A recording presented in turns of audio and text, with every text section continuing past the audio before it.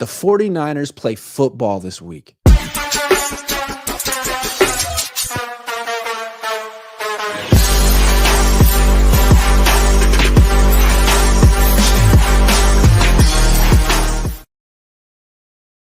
What's up? Welcome to the best 49ers show. That's Ryan G. Hensley. I'm Grant Cohn.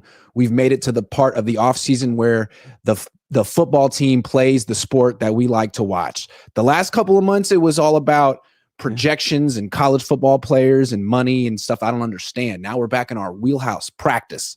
We're talking about practice today, important practices. We're going to get to that eventually. You're going to have to wait for the good OTA content. First, we want to do like some big picture stuff. And I think it's helpful to put this season in context. Last season was the Run It Back Tour, Volume 7. This season is way different. It seems like the beginning of perhaps a 2-year plan, Ryan. Yeah, and I'm not sure the Niners necessarily look at it that way, but I think that's the reality for this team. Having so many young players on the defense, I mean, that seems like a 2-year plan.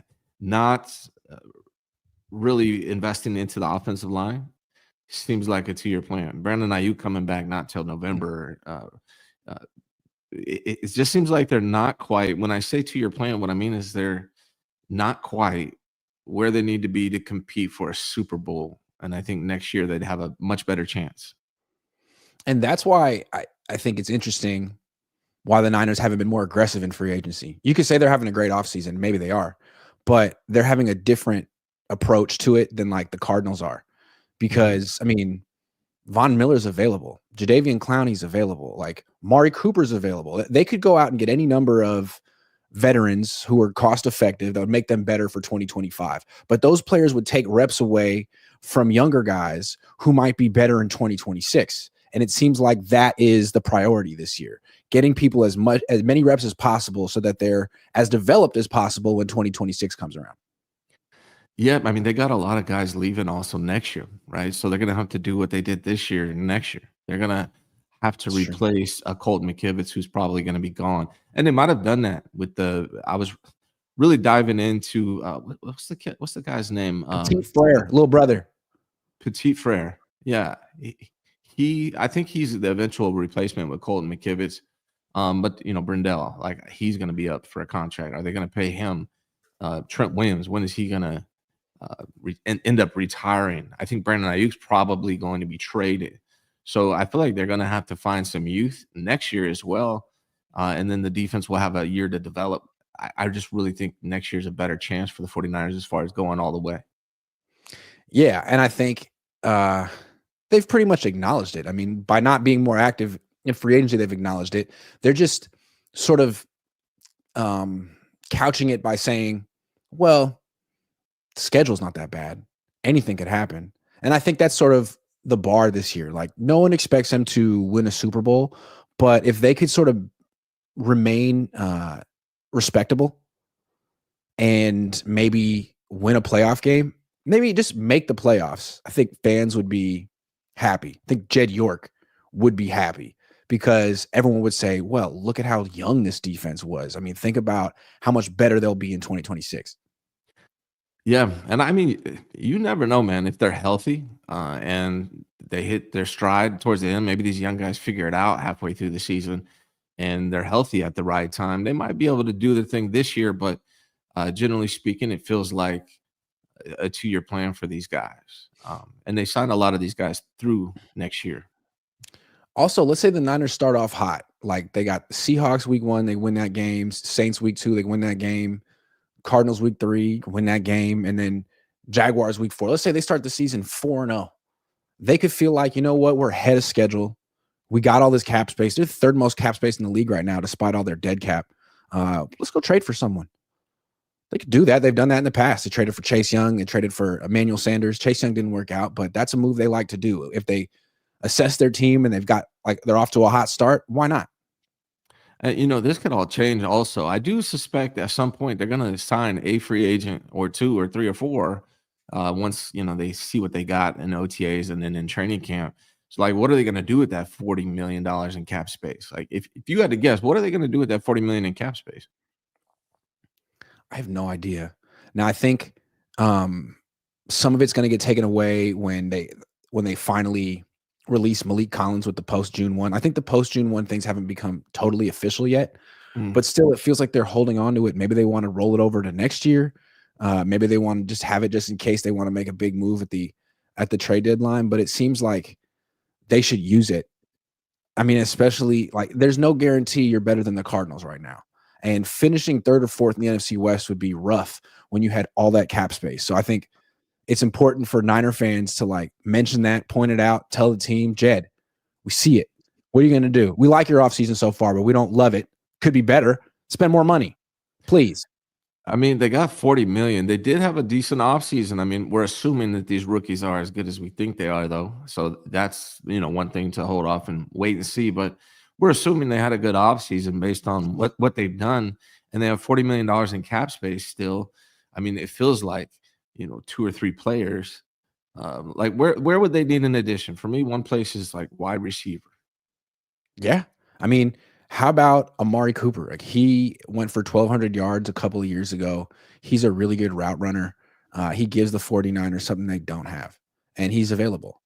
What about him? And then also, like, okay, you drafted Mykel Williams, who looks like he could be really good, and he has potential to improve as a pass rusher. But even in college, like his pass rush win rate, which is a tongue twister, was low. It was like 10 or 11%. There are guys available right now who had pass rush win rates above 15 last year in the NFL. Zadarius Smith, Von Miller, like these guys are available right now. And it's great that the Niners improved their run defense. That's very important, but it's hard. I don't know that they improved their pass rush, and that's also important. So there's guys out there that they could get right now who would improve their pass rush, but they'd take snaps away from some of these rookie defensive linemen. I don't know if the Niners want that, but they have to decide what they want to prioritize now or 2026. I mean, right now it does feel like they, are a year away, but they could easily make some moves to where it feels like they're making an attempt. Guys that you brought up, like go after and get another receiver, go get another pass rusher, invest in another running back who's been proven. I think, that's one of my concerns is with Christian McCaffrey. Like, is he even going to be able to play? Like, I have serious doubts about him. Not he's a fantastic teammate, work ethic, all of that stuff, but his health is who knows. And so I'm a little uncomfortable with the running back position and the wide receiver position for the 49ers right now, considering everything. Yeah, I mean, Christian McCaffrey's a big who knows, and then you just traded Jordan Mason. So that position in particular, is there any other position how about safety? I mean, there's always good safeties hanging around on the market right now. Justin Simmons, Julian Blackmon. They signed Jason Pinnock because, Saleh knows him and he's cheap. Malik Mustafa, they must have known that he was going to be missing time when they started the offseason. I mean, I'm just surprised that they could go get a better safety right now, but they got Richie Grant and Jason Pinnock. I mean, I trust Robert Saleh, but at the same time, what? Simmons is a free agent right now? Am I wrong? If he is, spitting out like that could be an easy, quick upgrade for the 49ers. And I don't know how much he would charge at this age, but seems like that. Like there are a couple moves the 49ers could be making right now that would upgrade them to, from a 2-year plan to a this year, we're going to take a shot at it. And I would like to see them do it. I mean, they're hosting the freaking Super Bowl. Yeah. Why waste this opportunity? I mean, I don't know. That's what I'm looking for. 2-year plan. Because I think we just alluded to it, but like this team, just based on 2025, yes, it has an easy schedule, but I feel like there are some legitimate concerns about this roster and this team that just went 6-11. Let's go back and forth. Name them. The youth, right? They're relying heavily. My guy Eric Crocker actually tapped in on this. I asked this question on Twitter this morning, and that was Croc's concern, how youthful the defenses are. Good long-term, hopefully, but maybe iffy in 2025, at least in the beginning. I think youth is one of the concerns you have coming into this season. How quickly can this D-line figure it out? Yeah, absolutely. I mean, they need this defense. They need like 5 rookies to play well. They need Robert Saleh to coach. They need him to be right on these players that they picked. And I think even if he is right, it would be like normal and natural to expect the defense to struggle early in the season. I mean, Yeah. these players could be all really good and the defense could be bad for the entire year or half of it. So it's going to be interesting. Can the Niners like weather the storm as CJ West and Alfred Collins figure it out? Because I mean, like they haven't Alfred Collins, Michael Williams, these guys haven't played in this particular type of D line before. I mean, they haven't played with Chris Kasarik in this wide nine thing. They're going to have to learn new techniques and it might take them a while. Yeah, I think that's a big one, man. You want me to give you another one? I'll give you another one. How about the fact that their offensive line got worse? I mean, you could say that Aaron Banks wasn't worth the money and Jalen Moore wasn't worth the money, but they didn't find upgrades over those guys. They just found cheaper replacements. They brought back Banks back up in Barch, and then they signed Andre Dillard, who's not as good as Jalen Moore. Like they didn't really win many games with Jalen Moore, but at least he kept Brock Purdy. Well, Brock Purdy got hurt too, but it wasn't Jalen Moore's fault. It wasn't. Andre Dillard, I mean, that guy shouldn't be playing and didn't play last year. So you just made this huge investment in a quarterback who may or may not be worth it. The contract is structured in a team-friendly way, but you might want to protect your investment, and the Niners haven't yet. Not really, not seriously. Agreed. I mean, I think you brought up another one that, I think is a valid concern. I think a lot of Niner fans are in the emotion of Brock Purdy signing a long-term contract with the 49ers, but the reality is he did not play good last year. And his arm was concerning looking on his deep balls. They fluttered, they were short. And I don't know if he was injured and he's now healthy, or if that's what we can expect from Brock Purdy moving forward. And what Brock Purdy are we going to see? Are we going to see the Brock Purdy from 2023 where he looked really good, or are we going to see the Brock Purdy from last year who dropped the ball and just didn't look as good? So, the other thing is a lot of players don't play as good after they sign a contract. I do think with Brock Purdy's personality, I'm less concerned about that than I would be with, another player, with like I was with Brandon Ayuk, for instance. But it's a valid concern. Like, is paid Brock Purdy, comfortable in life Brock Purdy, different from hungry Brock Purdy? So there's his health, and there's just life changes when you have over $100 million guaranteed. Your life's different. So what is that going to change with Brock? Maybe it changes nothing. Maybe he's still motivated, more motivated. I don't know, but that plus his health, I think, is a concern. Yeah, and I think there was this one big split. We get bombarded with pro Brock Purdy stats all the time that explain why he's so elite, and his QBR and his EPA. And that stuff is valid to a degree, but there's other splits that just paint a different picture. Like last year, his passer rating versus zone coverage was 115.2, which was number second best in the league. And his passer rating versus man coverage was 61.5, which ranked 37th. That's like backup quarterback territory.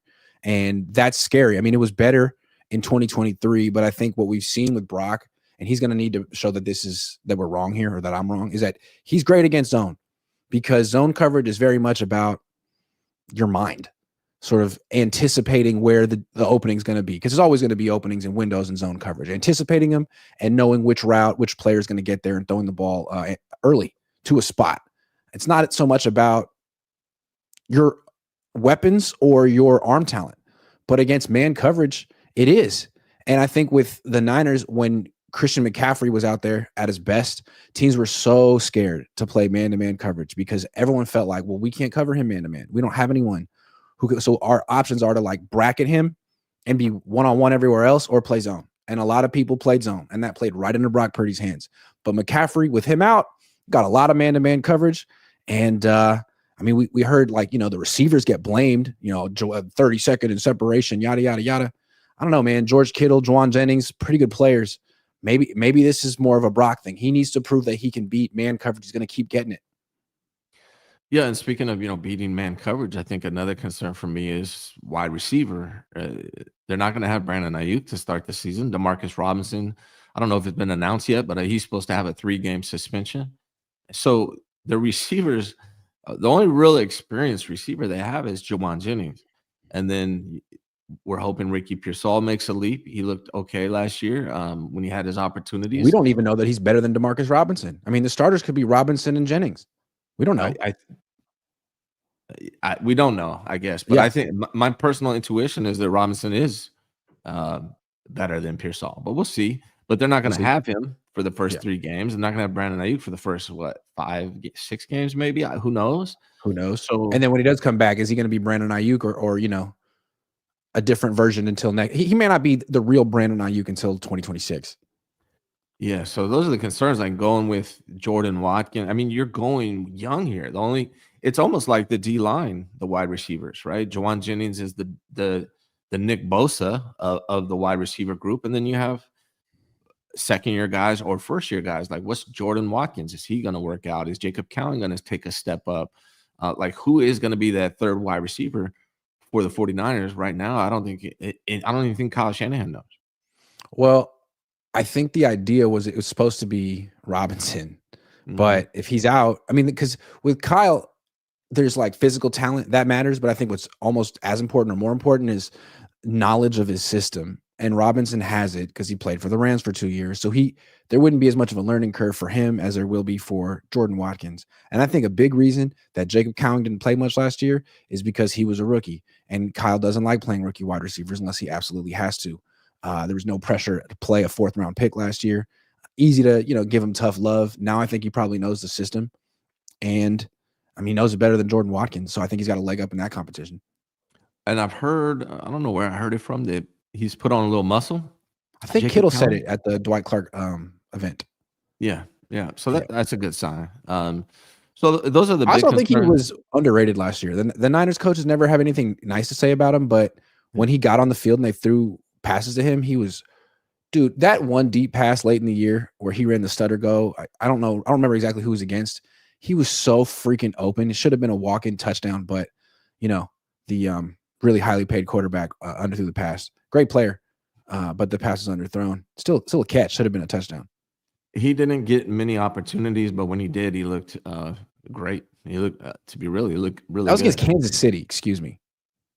Yeah, I don't remember what game it was. I just remember he flashed every time he had an opportunity. And one thing about Cowan that no one has really said anything about, but if you go back and watch the film and his opportunities that he has had as a wide receiver, as small as he was blocking his ass off. So I think he understands that that's what you have to do here with the 49ers, and he did a really good job at it, actually. So, maybe Cowan is a guy that steps up for the 49ers. That would be fantastic. Niners better be careful with him because he could be a player who has success elsewhere if they cut him. Because to me, he looks like the kind of guy who could be a really, really good deep threat. If you put him with he reminds me like T.Y. Hilton a little bit. Remember him? Mm-hmm. Like you put him with a quarterback who can really take advantage of a guy 50 yards down the field, he's going to be dangerous. But I don't know that that's necessarily the Niners, their system, their quarterback, their offensive line, their playbook. He may be a better fit elsewhere, but they better be careful. They better get something for him on the way out if they don't use him, because he's going to be, I think, a very explosive playmaker in the NFL. Yeah, and the next, I don't know if you're ready to move on, but I have another the biggest concern to me is really Christian McCaffrey and who's behind him, right? Like Isaac Rendo looked also good when he had his opportunities, but he's been unhealthy his entire career in college and in the NFL. He doesn't seem like an every down back. So if Christian McCaffrey isn't healthy for some reason and he can't go, Isaac Rendo's not an every down back, and he, based on his career, he's going to get banged up at some point. So they're going to have to rely on Jordan James, a rookie, or a Patrick Taylor, who is physical and tough running back, but not necessarily a RB1 in the NFL. I don't know about this Corey Kiner kid or the Israel Abanikanda. So a lot of unknowns at running back. If Christian isn't healthy, it's a lot of big question marks there at running back. Yeah, I really feel like Christian's been carrying the offense for the last few years, which seems crazy because there's so much talent there. But I think I keep comparing him to Stephen Curry, at least on the Niners, because when you have a play, there's 5 eligible receivers. That's kind of like your basketball team. Those are the glamorous players, your starting 5. And when McCaffrey's in a pattern as a receiver, he's like the only receiver in the league. He's the only running back in the league who's wide receiver one. Essentially, for all intents and purposes, when he's running a pattern, defenses are more concerned with him, or they were in the past, than anyone else. Debo, IU, Kittle, maybe they were wrong, but that's who they were freaked out about. And the fact that he had that kind of impact, call it gravity, on the field, just made everyone's job so much easier. It turned Ayuk into a all-pro. He got so many guys paid. And I think when he went down last year, people were like, that's okay. Ayuk can carry the offense. Not really, not the same way. I mean, even Kittle couldn't. So I agree with you.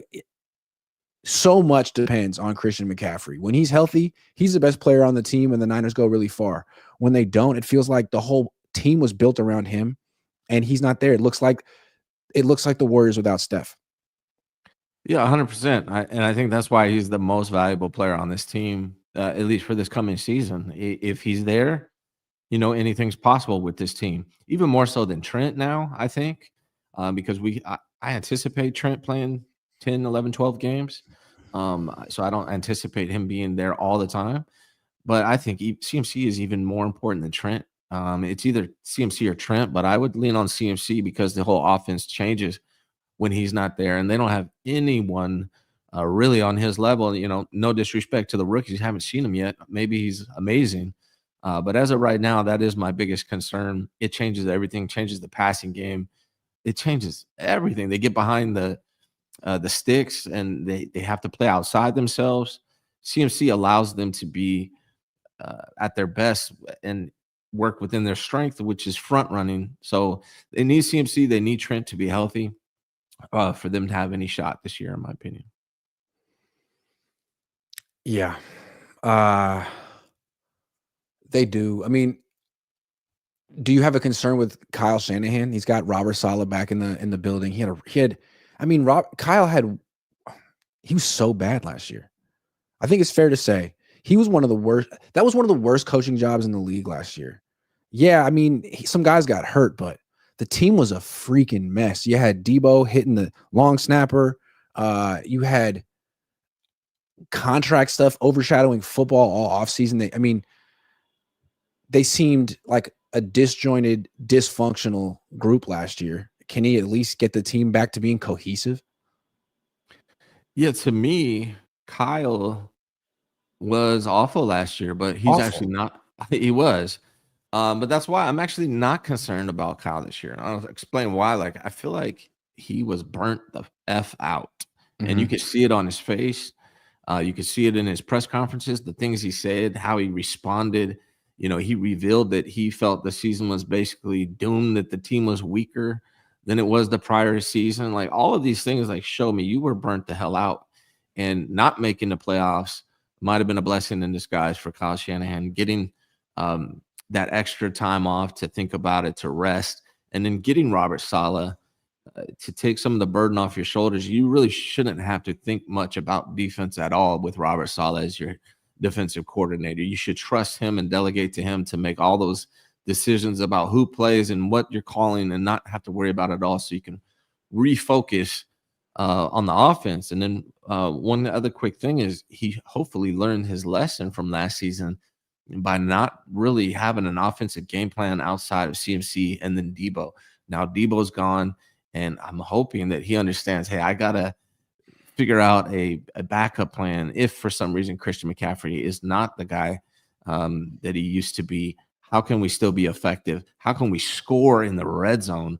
I'm going to hopefully give Kyle the benefit of the doubt. He's thinking about all these things right now. Yeah, like, what is your plan to score touchdowns? Because the last 2, 3, 4 years, your plan was give the ball to Debo, give the ball to Christian, give the ball to Debo, give the ball to Christian. Occasionally throw the ball to George Kittle. So what's the plan this year? Because, I don't think you can just spam Christian McCaffrey like you did in the past. You could try. You tried last year. It didn't work out. And if he gets hurt, the whole season's over, and you know it. And I wonder, like, how much job security does he really think he has? Does he think he can go 7-10 again and keep his job? Or is there going to be a little bit more urgency to, like, actually make the playoffs no matter what, the way like Mike Tomlin does? Or the wheel's going to fall off again? I don't know.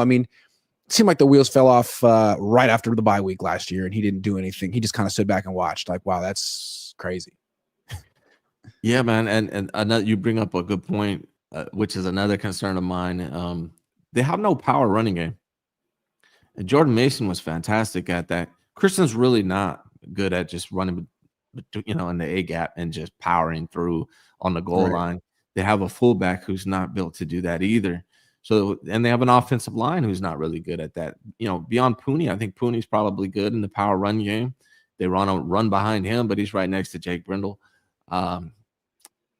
The power run game, right? It's 3rd and goal on the 2-yard line. Who are you giving the ball to punch it in? They haven't. It's supposed to be Jordan James, the rookie. Like, I don't know. Yeah. And I don't think you want to use Christian like that this year. You really want to run him into a pile like that? Why?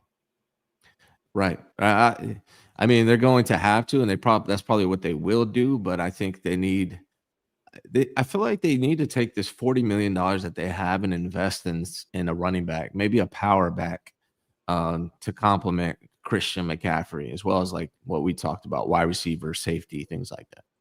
I got one more concern. The team is so top heavy. They got their 8 core members that all make up $1 billion. You know who they are. Everyone else is either a rookie or a second-year guy, completely unproven. They don't really invest in middle-tier players anymore.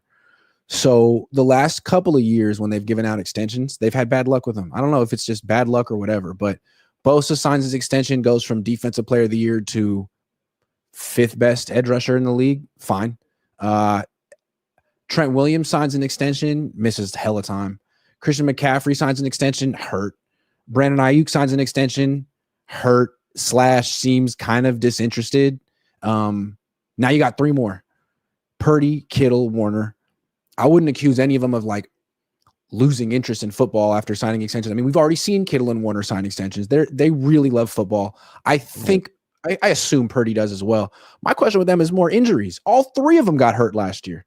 All 3 of them. And it's football. And if 2 of your 8 guys who are making so much money go down, you're in trouble because that's your team. Those 8 guys. Right. And I think, we don't talk about it because he's so good. He's a Hall of Famer, Trent Williams, but he's going to be 37 by the time the season starts. That's pretty old for an offensive lineman. What's he even going to look like? Let's say he's healthy. Is he still going to be Trent Williams? I mean, he'll probably be better than, even at 80%, he's probably better than most left tackles in the NFL. But there's going to be a decline at some point for him, I would imagine. Yeah, and I think what I'm concerned about with all of these guys that they've paid, that they've invested in, isn't necessarily like their play, like their performance. It's more the availability. How many games are you going to get from Trent Williams this year? How many games are you going to get from Brock Purdy this year? Seriously. Like, he got hurt last year, but he had this contract to get. I mean, he came back. We don't know if he should have been playing. Like, will he do that this year? Or he has guaranteed money in 2027. Seems like Christian McCaffrey. It just seems like human nature. If you're playing for a contract and you don't have guaranteed money on your deal, you're going to go out there and play hurt. But if you do have guaranteed money for years, I mean, you need to protect your body, because if you don't, then the whole thing could end. So I don't know. I'm just curious how many hungry players are left on this team and how many guys are going to miss a lot of time this year due to injury, because the Niners keep investing in guys who, availability is a question for them. Yeah, 100%. I think, we've actually got pretty lucky with Brock Purdy. He's been injured a few times, a couple major, like one major one, concussion, ribs, things like that, but he hasn't missed a ton of games. So what you have is a history of a guy who's, been banged up quite a bit, but hasn't missed a ton of games. Knock on wood, hopefully that doesn't change this year, but, odds are at some point, that will happen. So I mean, that's another concern. In the pocket, he's not super safe. The Niners don't have great pass protection. And he holds the ball a long time. When he's playing like he did as a rookie, less likely to get hurt, although he did get hurt his rookie year. But he's become sort of a playmaker, a guy who likes to scramble around. And we've seen him dive for first downs, lay out. I mean, Isn't that how he hurt his shoulder against Seattle last year, laying out early in the game? So he kind of puts himself in these positions. He's a gritty gamer. I don't expect him to stop doing this stuff. And he's smaller. So, yeah, I think injury is always going to be a concern for Brock Purdy, even though he's younger. Yeah, I mean, the history on the 49ers under Kyle Shanahan, we've had some bad luck with that. It seems like, every other year, quarterbacks are missing a lot of time. We've had quite a bit of luck with Brock Purdy over these last 2 years, him not doing that. So, I hate, you look at data and, trends and statistics, and at some point that probably will change, especially a guy like Brock Purdy. Now, if he was playing like Tom Brady, where, he just got the ball out, you would be less concerned about that. But someone that takes the kind of hits that he takes with this protection scheme, you do have to worry about it. Hopefully it's not something that we, see this year. Yeah. And then it's like, if he goes down, you got Mac Jones. We're kind of interested in Mac because Kyle always wanted him. He seems like a good fit in the system, but I just can't help but notice that the rest of the league is sort of going a different direction at quarterback. I mean, the Seahawks, they hired Clint Kubiak, comes from the Niners. He drafted Jalen Milroe. Like the Packers, same coaching tree. They got Malik Willis as their backup and Jordan Love as their starter. Seems like most teams want a quarterback who's mobile, at least one of them, maybe as a backup. And Kyle's like, no. It's totally unnecessary. We tried it with Trey Lance, didn't work. I'm betting on my scheme. Curious to see if that works out, because that's why they had Brandon Allen on the team last year. They felt like he was a veteran who could execute the scheme, and it didn't work out. So I'm curious to see if Mac Jones, who's lost 19 of his last 25 starts, can turn it around here the way Sam Darnold appeared to do. Yeah, that's why I like Brock, his mobility and his ability to escape. I think Brock's got to find that balance of when to do it and when not to do it. Even in his interview recently, I think maybe it was on KNBR or something, he was talking about how he needs to trust his pocket more and he's bailing too quickly.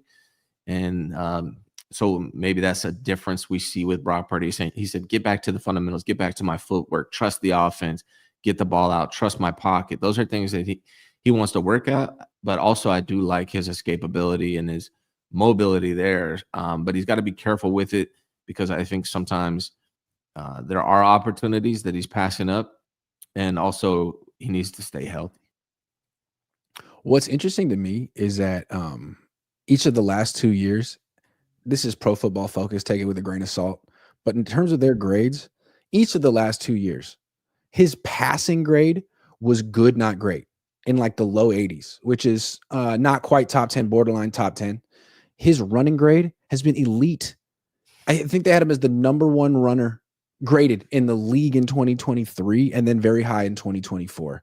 That's, to me, a little bit of an exaggeration. I would take certain guys over him, but I do actually agree that his legs are more valuable, or just better, than his arm. I agree with that. Yeah. Yeah. I mean, and that's what it's a big difference going from him to a Mac Jones.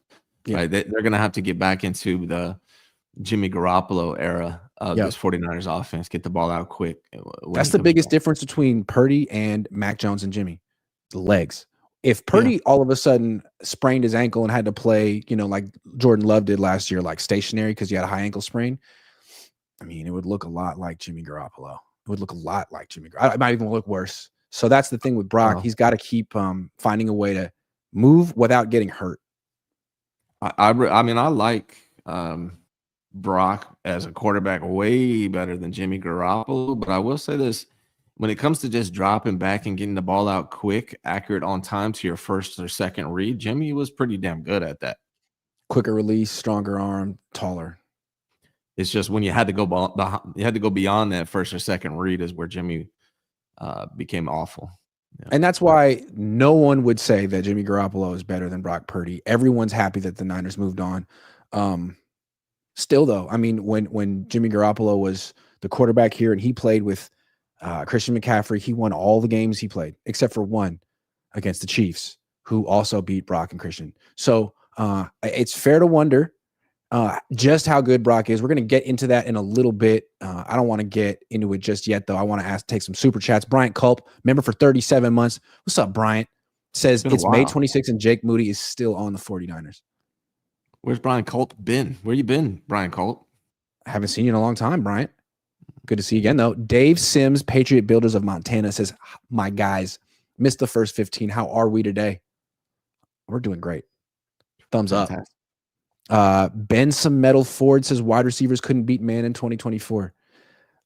That's debatable, man. I feel like that's a slap in the face of Kittle and Jennings, because Kittle's the number one receiver on this team. And Jennings, although he doesn't create a lot of separation, like neither does A.J. Brown. And I'm not saying Jennings is A.J. Brown, but there's a lot of ways to catch passes, and Jennings found ways to catch those passes last year. I wouldn't say that he was like hurting the offense. I thought he was an asset, at least last year. I think last year too, like a lot of people don't really talk about how when you lost CMC, right? We didn't have CMC, but we had Brandon Ayuk in the beginning. They were bracketing Brandon Ayuk, and people are like, "Oh, he's struggling." Well, he's being bracketed, and now you take him out of it. He's the only guy that can beat guys man to man. Now you take him out of it, and it's like, okay, now you got Ricky Pearsall and Juwan Jennings, who's slow but does make contested catches.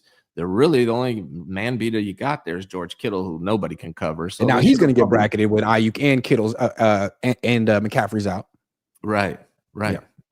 Exactly. So I don't think people were bracketing Jennings much, but he was finding ways to win one-on-one without creating a ton of separation. And when you run a 4.7, you're probably not going to create a ton of separation, but he's 6'3" and he's a tough dude. I like him. Yeah. Josh Wyatt says, what's worse, if CMC isn't healthy and Kyle has to figure out another plan, or if CMC is healthy all year, but he just isn't that good anymore? That's a good point, man. Yeah, I mean, we got to see Christian last year, and he didn't look like he did in the prior year. Maybe it's because he was still nursing that injury. So I don't know. I think CMC is the biggest question and the biggest concern coming into this season, man. I love this question, and I wanted to talk about this earlier with the concerns with McCaffrey. To me, what I saw from him last year, as a receiver, I thought he was still dangerous. He had that really nice catch against Tampa in his first game back. I think there's still a lot of value there with him as a receiver. I just don't think he's nearly as good of a running back anymore. Maybe that was just because he didn't have training camp or he was compromised, but I didn't feel like he had the burst, the acceleration, the ability to make guys miss. Maybe that comes back this year, but if all he is like an Austin Eckler type, like a change of pace back who's really good as a receiver, but someone who really can't carry the load as a starter and maybe should only be running the ball outside the tackles and letting someone else take the tough yards, that's okay. I mean, it's not what you're paying for, but there's still value in that, and he still makes the offense better. And that's really how they should be using him anyway. That's what they should be doing. Yeah, 100%. That's what they should be doing, man. They need to run, running back by committee and find that power back that can take, first and second down even, or just use Christian more sparingly where he's, like you said, out of the backfield catching passes or running outside. I think that's the ideal way to use him and also preserves his health. Yeah. I mean, you'd think they would have figured it out last year, but he's almost 29 years old, and there are running backs on good teams. Like, look at Jahmyr Gibbs. He's like 24 or whatever, and he was on the Lions. Great player, clearly the better running back on their team. Ben Johnson could have gave him 24, 25 touches a game, but he didn't. Not because he's old, not because he's injury prone, just because, it's smarter to preserve him. He's a smaller running back. Don't overuse him. And I think that's been one of my things with the Shanahan since I was a kid. Like, look what you did to Terrell Davis. It was a travesty what you did to Terrell Davis. It was unnecessary and avoidable. Can't you guys update your philosophy with overusing running backs? And for 35 years, it's just been like, nope, sorry. Especially at Christian's age and with this health history, it would be insane to use Christian McCaffrey this year the same way you use him in 2023. It would be nuts. So I'm hoping he's got a plan for this. Zick says, I just saw Isaiah Hodgins on the roster. Could he possibly make an impact? You tell me, Grant. You saw him. You said he made an amazing play, right? In minicamp.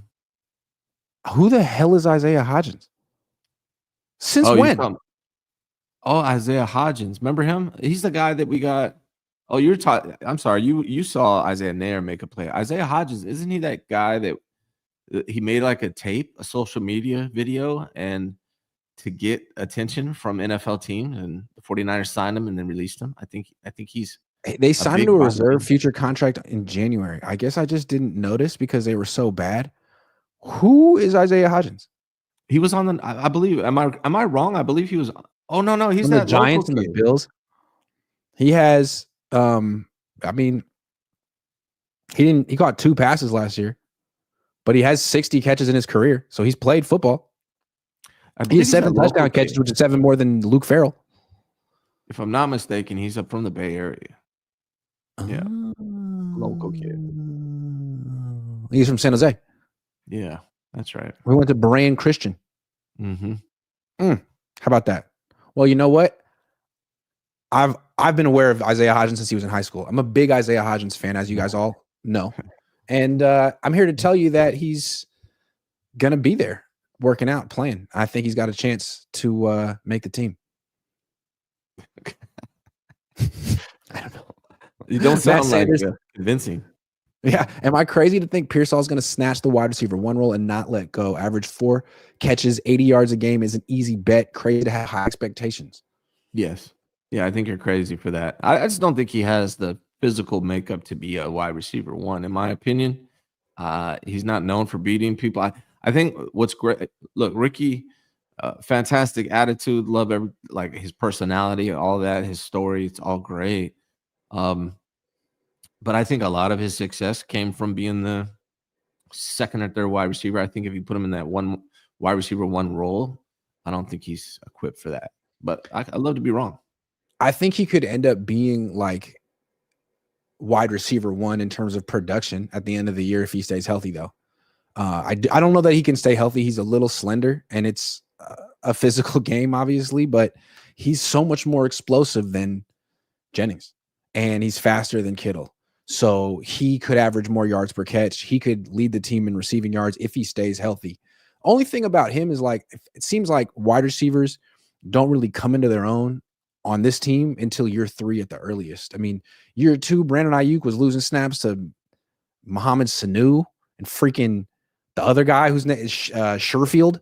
Like he was in the doghouse. Debo Samuel was overweight. It seems like Ricky Pearsall understands what it takes to be a pro, but Kyle's just so hard on young wide receivers. I feel like he's going to still call Jennings and Kittle's number more often. But if Kittle gets hurt, then they have no choice. Think about the wide receiver 1s across the league. What does Ricky Pearsall have in common with them? Nothing. That's a good point. I'm just saying on the Niners, like he could end up being better than Jennings. Obviously. Sure. No question about it. And with Kittle, he's their best player, but I think Kyle's been reluctant to like give him a ton of targets in the regular season because he's often injured and managing something. His production, I expect his production to be good if he's healthy. I just mean he's not going to take that role as wide receiver 1 on the 49ers. Like that's not him. No. But I keep doing that. Like I still think he's the kind of guy like Ayuk who could put up wide receiver 1 production if Christian McCaffrey's getting bracketed and taking up all, if he's not being focused on. I still feel that while Ayuk was really good and he put up that incredible season in 2023, he did it because he was 3rd in the pecking order in terms of how defenses viewed the Niners offense and who they were most concerned about stopping. Once he got put to the top of the pecking board in 2024, is a lot different. So, I think Pearsall, if he was the guy that defenses were focusing on, it wouldn't be good news for Ricky Pearsall, but he won't be in that position this year, at least not at first. Agreed. Yeah. It looks like everyone says Winstead. Correct. Yeah. I was thinking of Isaiah Winstead, who sent the tape in. Yeah. Nayor, I forget his first name. Is it Isaiah? It can't be Isaiah. Yeah, there's a bunch of Isaiahs. Isaiah Nair, Isaiah Hodgins. Yeah. Okay. Dave Sims, Patriot Builders of Montana says, can I just say how refreshing it is to listen to people that remember the 90s brand of Niners? Since Jed took over, it's a different team entirely, and this is all some fans have known. Loved you guys. Can you imagine Eddie having $40 million in cap space and not signing people, not making a bigger push for this year? Wouldn't happen. It would happen. Think it would happen. Shyla Q says you'd had to hold him back from spending money. Like, Right. You know what I mean? Shyla Q says, if we could trade CMC, what could we get for him? Yikes. Now? Whew. You can get a couple seconds, probably. Hell no. No? I don't think so, man. Somebody Maybe. would do it. I was going to say a 4th round pick, maybe somewhere in the middle. Worth 2/3. Would give it 2 for Christian McCaffrey. They better do it before he plays this year. Off those injuries? Because if he's not healthy, that's going to go down. Big Tone 707 says that was Isaiah Winstead. Got you. All day, every day, Kim. Not sometimes, some of the time, Kim says. Besides Cowboy fans, is there a more delusional fan base than Niner fans? I love how consistently salty all day, every day Kim is. That's why they call her all day, every day Kim. It's not some of the time. Is it her or is it a him? I don't know. Good point. We got some prize picks to make for tonight's game. Who you like in the game, though, before we make the picks, the more or less game? Who do I like in the game? Yeah, like to win. To win it? As far as winning and losing. They're in where are they at? Minnesota. Minnesota again. Mm-hmm. Isn't it crazy how different these games have been in their home court, right? Like Oklahoma absolutely dominated in Oklahoma, but in Minnesota's been able to do their thing. It's been crazy. It's been quite deep. I don't know what to make of it. Well, I don't know what to make of it. We've seen a pattern. I guess we just got to go by the patterns. I'm picking OKC. I think that I'm going with them. This came out of nowhere. 14 points for Shea. Not going to happen again. What do you think? I think you're right. I think more. I mean, look at his face. He's not playing around. Look at him. He's pissed. He's like, I'm going to play better today. It's all written. Julius Randle, though, I don't know about him. Hold on. He bounced. What do you think? Julius Randle. More. I like the conviction with which you make your prize picks. Yeah. Anthony Edwards, man. He's good. 28. He's going to have to score more if they're going to win. Less than. He's been very inconsistent. I've been a little bit disappointed with Anthony Edwards. He'll have some amazing games, and then he'll have some just disappointing games. He needs more consistency. Who's better, Anthony Edwards or Shai Gilgeous-Alexander? Unfortunately, I think Shai is, man. Unfortunately for who? Yeah. Whom? Well, I like Anthony Edwards. You remind me of like a little tiny mini, wannabe Jordan. Just how aggressive he is attacking the rim. But I was hoping for big things from him after the Warriors matchup, and he just hasn't delivered. How about Draymond Green's favorite player, Rudy Gobert? 6.5 points. Is it crazy that I suggested to a friend to trade Draymond for Rudy a year and a half, 2 years ago? Is that a crazy thing? Be honest. No. Not really. Not necessarily. No, actually not really. Draymond seems like he's be better or worse with Rudy. I mean, at least they have a center. They haven't had one of those since Zaza. I could see it. I just don't like him. No, not a fan. He's French. You know that I just learned this morning that I'm going off topic here, Grant. The president of France met his wife was his teacher in high school. What? The president, Garçon, I believe it's Garçon, whatever. His Macron? Wife was his high school teacher. For real? Yes. It's kind of weird. Yeah. Sorry. So he's like 50 and she's like 70? Yeah, she was 35 when they met in high school. Well, he was like 18? A little younger? That's not great. Crazy. Yeah. Well, I'm just learning about this now. This has nothing to do with prize picks. If you want download the app, use code Cohn and play 5 and get 50 instantly. I don't know. That's interesting information, Brian. I didn't know that. Yeah. Yeah. So F Rudy Gobert was what I was trying to get at. Yeah. All right. Well, before we get out of here, could we just rank? We were supposed to say no, I guess we can't do that. What are you curious about seeing in OTAs? It's Thursday. If you gave me an assignment, what would you want me to tell you?